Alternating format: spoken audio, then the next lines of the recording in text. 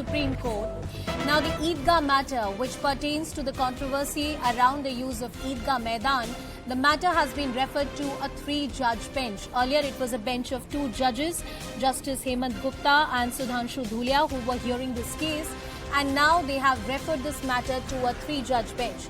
Ananya with us on the broadcast. Ananya, the reasons why this matter has been referred to a three-judge bench. Well, yes, Anusha, the matter was being heard by Justice Hemant Gupta and Sudhanshu Dhulia. However, after almost an hour of hearing, the two judges could not come to a consensus with regards to this particular matter, and has now said that this matter shall be placed before a three-judges bench subject to the orders of the Chief Justice of India. It has also directed the parties to, in fact, given the liberty to the parties to go and approach the CJI's court for an urgent mentioning, and so that the matter can be taken up today, or if at all any arrangements in this subject can be made by the Chief Justice of India, forming a three-judges bench, and the matter can likely be taken up today later in the evening as well. So we'll have to wait and watch as to when a mentioning takes place with regards to this matter being and a bench being formulated, and whether or not the big question remains is whether or not this matter is heard today evening or not, because remember there is an urgency into this matter, and the government, the Karnataka government, has allowed for the use of this land, in fact, for today and tomorrow and day after tomorrow with regards to the Ganesh Chaturthi. You were tracking this hearing for more than 1 hour, and the fact that the two judges on the bench could not reach a consensus on this entire issue. Why don't you take our viewers through the arguments that were made in the court one by one? And what kind of different opinion could you gauge from the bench? Because I'm sure they won't spell it out as much, but they've said that there is no consensus. But what were the key arguments that were made in the hearing today? Well, yes, while in fact the Karnataka Waqf Board claims that it is a land that has been in their possession and they have the title to this land, the Karnataka government, in contrary, goes on to say that it is a government land, and there are long pending revenue receipts which show that this is not a land that has been claimed by the Waqf Board. There was a suit going on with regards to this. However, no parties approached the civil court, and later on, long pending receipts basically go in favor of the government. So this is what the Karnataka government has been constantly arguing through Solicitor General Tushar Mehta and also Advocate General of Karnataka, Mr. Prabhulinga Navadgi. So now finally the bench, after hearing the matter for long, has clearly stated that it is not at a consensus and could not come to a conclusion into this particular matter, and hence the matter has now been referred to a three-judges bench of this court, and we'll have to see if a mentioning takes place in a while before the Chief Justice of India, UU Lalit's court, with regards to this matter being referred to a three-judges bench. Anusha. So, as Ananya is reporting, why has the matter been referred to a three-judge bench? Because there were two judges on the bench. Ordinarily, most benches of the Supreme Court are either mostly two judges benches. It is only the Chief Justice of India's bench, which is a three-judge bench, and a special composition has to be put together for special matters which are listed. Because the two judges on the bench did not agree to the verdict or the order that they want to pass in this matter, they had to refer this matter to a three-judge bench. As my colleague was pointing out, there were multiple arguments that were made about the title, about the ownership, and more importantly, the urgency of this matter. It needs to be heard by today. Harish, let's talk about the urgency bit. Why does this matter, in some sense, needs a direction from the Supreme Court? I guess simply for the reason that we have Ganesh Chaturthi tomorrow. Absolutely, yeah. There are two crucial points here. One, this bench has decided that it will not be passing any orders on this particular petition. This has to go to a three-judge bench. What does it mean? There are two options now. Either a bench gets constituted now, whether the Waqf Board can say that this is of prime importance, this needs to be heard today.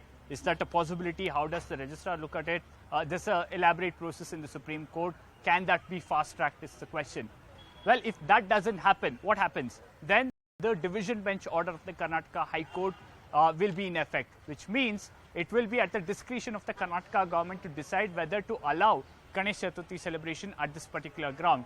So a lot depends on how the Supreme Court now picks this up. Will there be any sort of immediate hearing before a three-judge bench that's possible? Will the Waqf Board push for it? Second, if that doesn't happen, will the government now take a decision tonight and allow the organizers to have a celebration tomorrow? How much time does the government believe it has to ensure that a celebration can happen here, and it can ensure that it happens in a smooth manner without affecting the law and order. These are crucial questions, and the time is of essence here for that particular reason. Harish, just few minutes ago, you were showing us those visuals of heavy security deployment, which is there near the Idgah Maidan. In the last 2 years, there are multiple applications that have been made to the Brihan Mumbai Corporation to allow religious festivals other than Muslim festivals at the Eidgah Maidan. This time, what is the decision that the local corporation has taken so far? Is there a decision on paper that Ganesh Chaturthi would be celebrated? Have they put out those orders? Well, now remember, few things have changed compared to last few years. One, the revenue department has claimed the ownership of this land. They've changed property documents accordingly. So all the requests have gone to the revenue department, which is the district DC here, the DC of Bengaluru City Urban. And the revenue department has rejected some of these petitions, but there are 3-4 applications of the residents here which is still with the government. The government is looking at it in a favorable light. We've had R. Ashok, who's the revenue minister, we've had the chief minister, all of them saying that we will take a decision that kind of reflects the sentiment on ground, the demand on ground, and ensure that it happens in a smooth order. They're referring to the Independence Day celebration, saying that there was a sentiment on ground that the national flag should be unfurled in this ground. It hasn't happened for the last 75 years. It should happen now. We've ensured that happened in a smooth manner. We will take a decision in the same light now. Will the government decide that it would be the organizer of this Ganesh Chaturthi celebration? There are constitutional obligations of this government which might not allow it to do so. Then how does it want to go about organizing the Ganesh Chaturthi celebration? Would they ask all these 3-4 applicants to come together and have the celebration? So these crucial decisions have to be made, but they were waiting for the Supreme Court to give some sort of a clarity. That hasn't happened.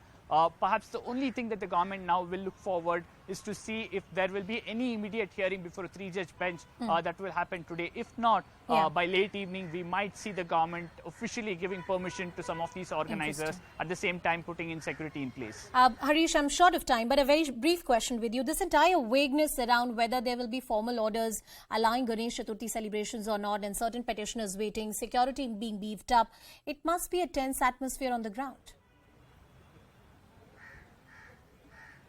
Absolutely. Just before that, there is more that Ananya is sharing. We will put it out. In fact, this is something that Mr. Sibal has echoed. He says, urgent mentioning before Supreme Court bench headed by Ramana, and tomorrow everything would be lost. We also pray for a status quo. So he is saying that this needs to be heard immediately. Otherwise, everything would be lost. The court has just merely said, we'll put it to the judges and see who's available. So in a way, it's not very clear if the Supreme Court